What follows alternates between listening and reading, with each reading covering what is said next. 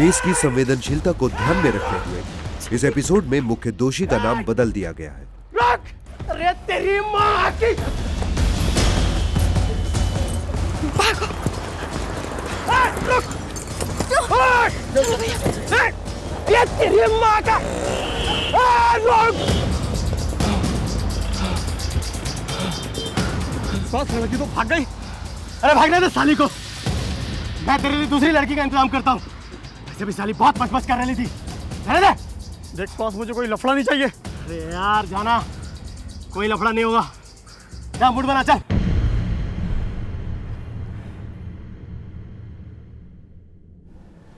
एक मिनट। ये आदमी तुम्हारा पति है या तुम्हारा पति था? पति था, हमारा डिवोर्स हो चुका है। फिर ये तुम्हें बचाने लॉज में कैसे पहुंचा? मैंने फ़ोन किया था मदद के लिए, क्योंकि वो सुहास मुझे किसी और आदमी के हाथ बेच रहा था। उसने पहले मुझे खराब किया और अब ज़बरदस्ती मुझे उस आदमी के पास भेज रहा था। उस आदमी से वो पैसे भी ले चुका है। तुम सुहास के पास पहुंची कैसे? ओए, तूने तो नहीं बेचा इसको? नहीं साहब, शादी किया था मैंने इसके साथ, हमारा बना नहीं तो अलग हुए। मैं तो उस सुहास को जानता तक नहीं साहब। ठीक है, हम पहले तुम्हारी कंप्लेन लिखेंगे, फिर तुम्हारा मेडिकल चेकअप कराएंगे, फिर देखते हैं उस सुहास के बच्चे। सुहास कभी पकड़ा ही नहीं गया। वो एक छटा हुआ बदमाश था जिसे ना ऊपर वाले का डर था न पुलिस का। वो न जाने कितनी औरतों के साथ ऐसा खिलवाड़ कर चुका था और उसका अगला निशाना कोई भी महिला हो सकती थी। निकिता को इंटरव्यू के लिए एक कॉल आया था और इसी सिलसिले में वो कुछ ही दिन पहले नागपुर से पुणे शिफ्ट हुई थी। इंटरव्यू कामयाब रहा और निकिता को एक हॉस्पिटैलिटी मैनेजमेंट कंपनी में नौकरी मिल गई। नौकरी के पहले ही दिन उसे एक सेमिनार में शामिल होना था। निकिता के पति अमेरिका में एक आईटी कंपनी में नौकरी कर रहे थे। निकिता को पुणे आए हुए कुछ ही दिन हुए थे और वो शहर से अच्छी तरह वाकिफ नहीं थी। इसीलिए सेमिनार में जाने के लिए उसने पब्लिक ट्रांसपोर्ट का इस्तेमाल करने की सोची। उसे देर हो रही थी।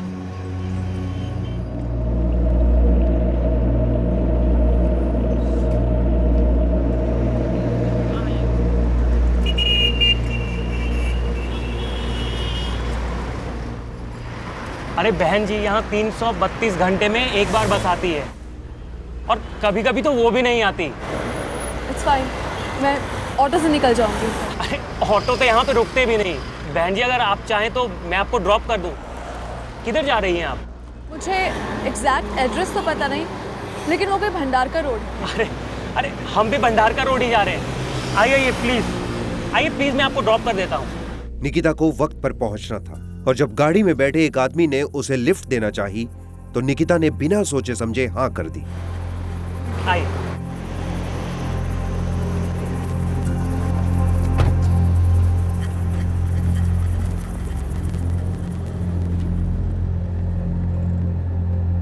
निकिता को जरा भी अंदेशा नहीं था कि वो अपनी जिंदगी के सबसे भयानक और तकलीफदेह दिन का सामना करने जा रही थी।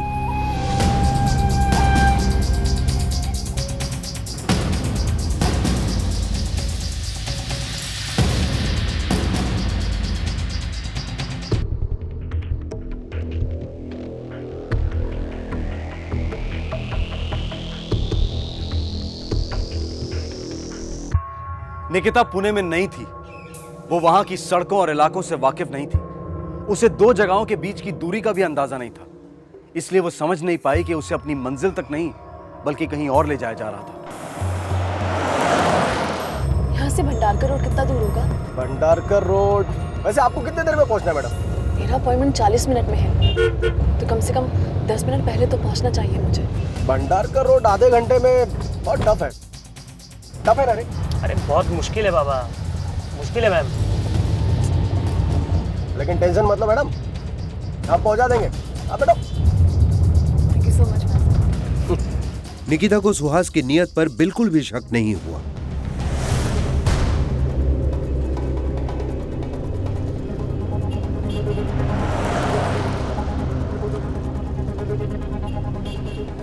निकिता भंडारकर रोड जाना चाहती थी, लेकिन वो नहीं जानती थी कि वो भंडारकर रोड से बहुत दूर आ चुकी थी। भाई साहब, मुझे नहीं लगता मैं इंटरव्यू के लिए इस रास्ते से आई थी। सही बोल रही हैं आप, ये रास्ता वो नहीं है, लेकिन टेंशन मत लो, ये शॉर्टकट रास्ता है, समझ लो आप पहुंच गई।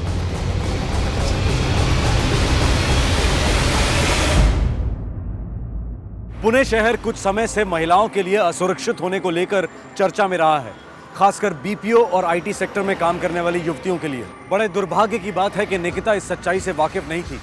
उसने बिल्कुल अनजान लोगों से लिफ्ट ली थी। ये बहुत ही बड़ा रिस्क था। जब तक निकिता को इस बात का एहसास हुआ, तब तक बहुत देर हो चुकी थी। देखिए, हम पिछले 1 घंटे से बस यही घूम रहे हैं। आप एक काम कीजिए, गाड़ी रोकी, मैं ही उतर जाऊंगी। गाड़ी तो नहीं रुकेगी मैडम, वो क्या है ना, मेरा दिमाग और गाड़ी का ब्रेक दोनों एक साथ फेल हो गया। What nonsense! Stop the car! मैं चिल्लाऊंगी वरना। Help! Help! Help! Loud speaker दूं क्या? चिल्लाने में आसानी होगी, कितना भी चिल्लाओ गाड़ी से बाहर आवाज नहीं जाएगी, खाली पीली आपका गला फट जाएगा।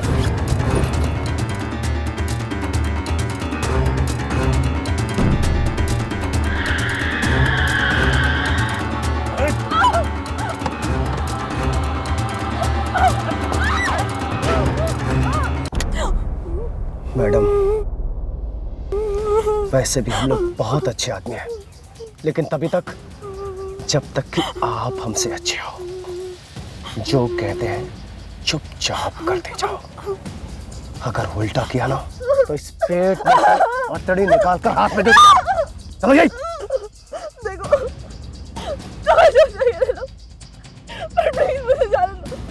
वैसा ही होगा। हमें जो चाहिए वो तो हम नहीं लेंगे, उसके बाद जाने देंगे। लेकिन मैडम, आपको कोऑपरेट करना होगा। चले, गाड़ी चला।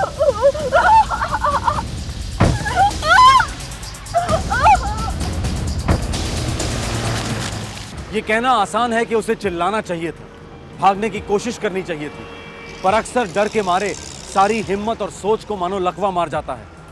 और निकिता के साथ भी यही हुआ। थोड़ी देर में सुहास ने दोबारा गाड़ी रोकी और एक तीसरा आदमी गाड़ी में सवार हो गया।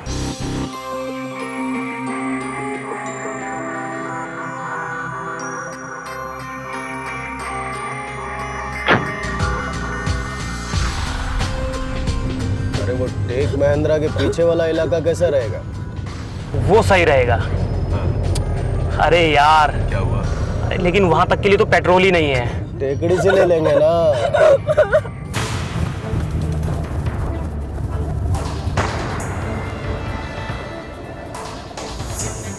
सुन, आधार कार्ड डाल दे।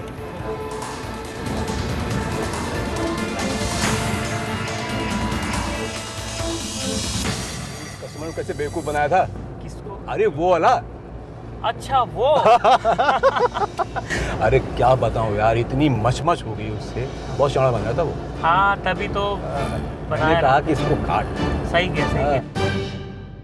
ओए,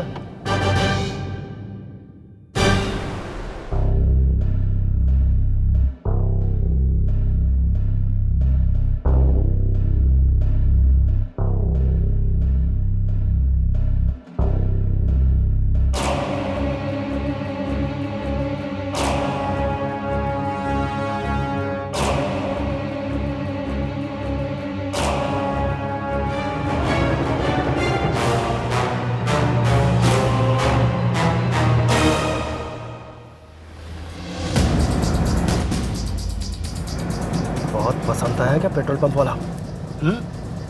सॉरी, जाहिर बंद चल रही थी क्या? हो गया सर।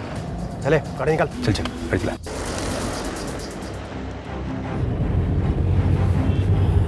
प्लीज प्लीज मुझे जाने दीजिए। तेरी आंख निकालो या तेरी जुबान काटो, या दोनों करो।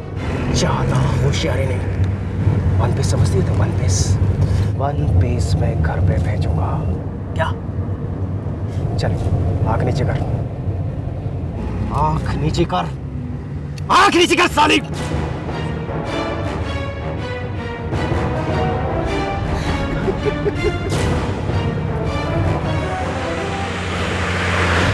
भूख लग रही है, चल कुछ खाते हैं। कैसी भूख बे? हाँ?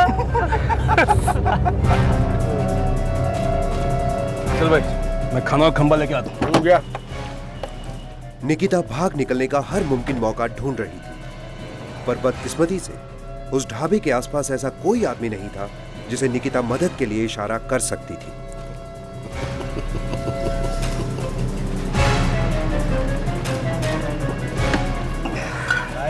हाँ।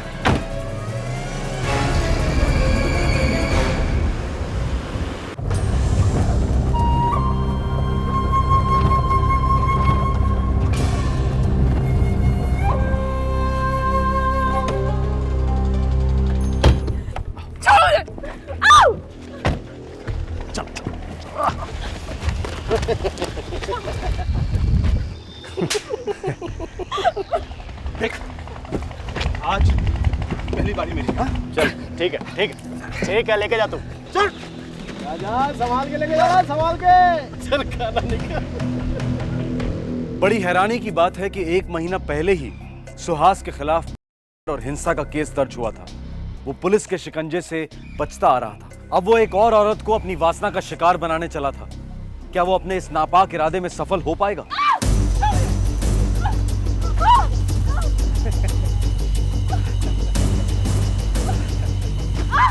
निकिता ने उन दरिंदों के चंगुल से भागने की आखिरी कोशिश की। भाग! भागी भाई, भागल! अरे तेरे को पहले मैं जाऊंगा बोलता साले। पकड़! पकड़ साली को! पकड़ साली को!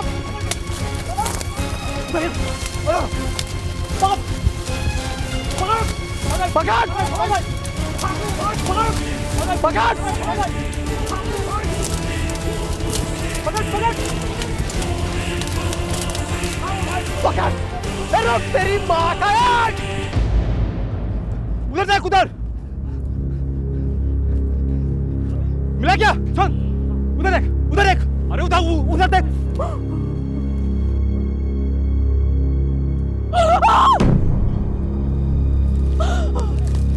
मैं इन लोगों के लिए तेरे को तैयार करूंगा। चल चल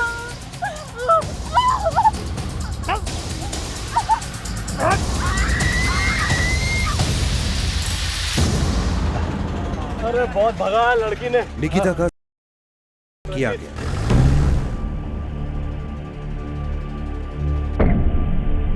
वो तीनों निकिता को जंगल में छोड़कर भाग निकले।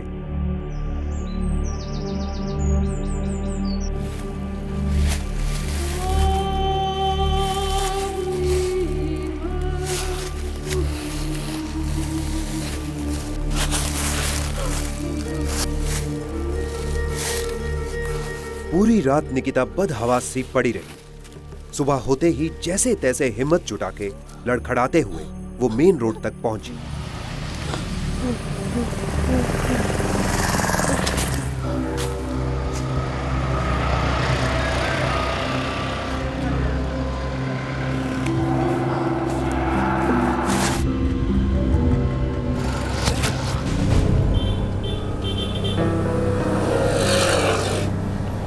Madam, madam, madam, madam. एक औरत को रास्ते पे पड़ा देख वहां से गुजरते हुए एक आदमी ने पुलिस को सूचित किया। उन लोगों का नाम वाम कुछ याद आ रहा है मैडम? उन्होंने एक दूसरे को नाम से कभी पुकारा है। गाड़ी का नंबर? देखने का मौका ही नहीं दिया मुझे। देखिए, हमने आपके मिस्टर को इन्फॉर्म कर दिया यूएस से। आप लेडी कांस्टेबल के साथ मेडिकल के लिए चले जाइए। और एक बात, रोइए मत। अब उन तीनों का रोने का टाइम आया है। ये केस सिर्फ पुणे नहीं बल्कि पूरे देश की हेडलाइंस बना। पूरा पुणे शहर गुस्से में उमड़ उठा था। पुलिस ने निकिता के अपराधियों तक पहुंचने के लिए सारे तरीके और रास्ते अपनाए। पुलिस ने इस जुर्म में इस्तेमाल हुई टैक्सी की तलाश शुरू कर दी। पुणे और आसपास के सारे इलाके छान लिए गए, जगह जगह पर नाकाबंदी कर तलाशी ली जाने लगी। जिस जगह से निकिता का हुआ था उस जगह पर भी निगरानी रखी जाने लगी।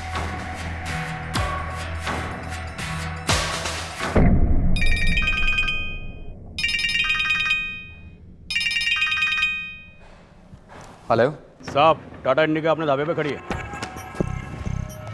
ढाबा किधर है? ढाबा जो वाकड़ का टर्निंग रोड है ना, वहाँ पर ही है। समझा। सुन, नजर मत हटा, 10 मिनट में पहुंच रहे हैं हम। ओके साहब।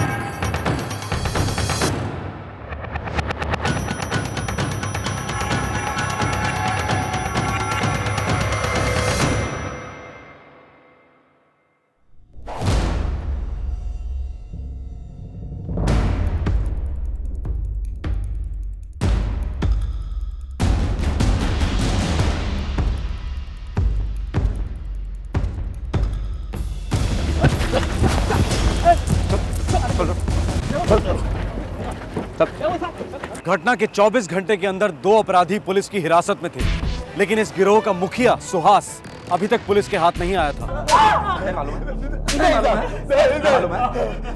हमको कुछ नहीं पता साहब, कहाँ रहता है साहब? वो गाड़ी लेके आता था साहब, हम दो उसी की गाड़ी चलाते थे साहब। वो ढाबा हमारा हम लोगों का अड्डा था साहब, हम लोग अक्सर वही मिलते थे। टच में कैसे रहते थे? वो फोन करता था साहब, हम लोग कभी फोन नहीं किए साहब। ये गाड़ी तुम्हारे पास कैसे है? उसकी है ना? हाँ साहब, उसकी है साहब। उसने हमें ढाबे पे बुलाया था और तभी उसका कोई दोस्त आया और सुहास उसके साथ निकल गया। सही कह रहा है साहब ये। और बोला कि गाड़ी तुम लोग अपने पास रखो। तुम दोनों को उसने फोन करके बुलाया था ढाबे पर? नहीं साहब, हम लोग डेली शाम को वहां जाते थे साहब। मुझे नहीं लगता कि वो आएगा ढाबे पर, क्योंकि उसके 2 साथीदार को पकड़ा है। शाना है वो। देशमुख जी सर। ये रंजीत और गणेश के सारे फोन रिकॉर्ड्स चाहिए मुझे। हाँ। और सभी नंबर्स को ट्रेस करो। Okay sir. ठीक है।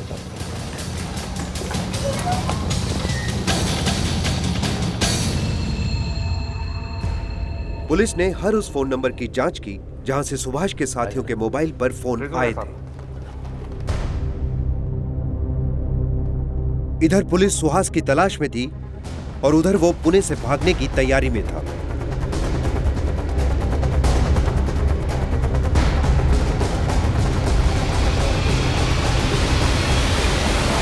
सर, लोकेशन ट्रेस हो गया। पर पुलिस ने उसका मोबाइल नंबर ढूंढ निकाला और उसकी हरकतों पर निगरानी रखना शुरू कर दिया। अब पुलिस को सुहास की हर हरकत की जानकारी मिल रही थी।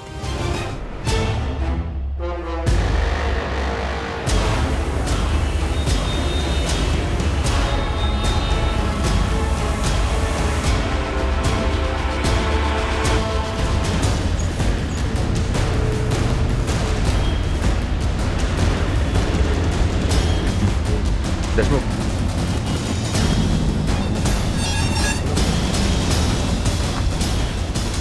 तुम दोनों पीछे से और तुम आगे से गए।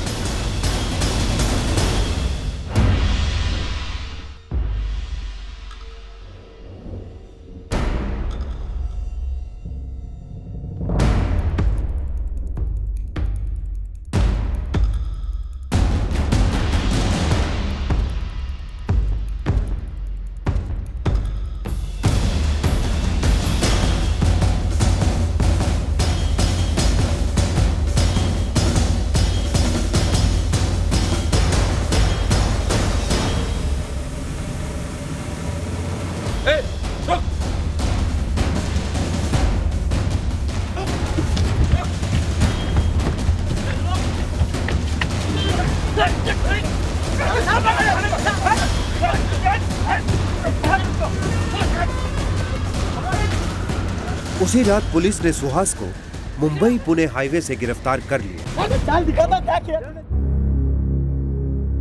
निकिता ने उन तीनों को पहचान लिया। वो हथियार जिसे निकिता को डराया गया था और निकिता का मोबाइल जो सुहास ने उससे छीन लिया था, अब इस मामले में अहम सबूत बन चुके हैं।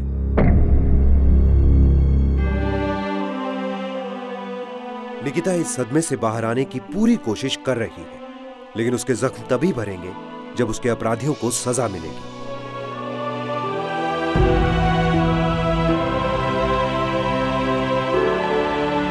ये केस अभी कोर्ट में चल रहा है। आप सभी की तरह क्राइम पेट्रोल सनसनी भी उम्मीद करता है कि निकिता के अपराधियों को कड़ी से कड़ी सजा मिले और तुरंत मिले।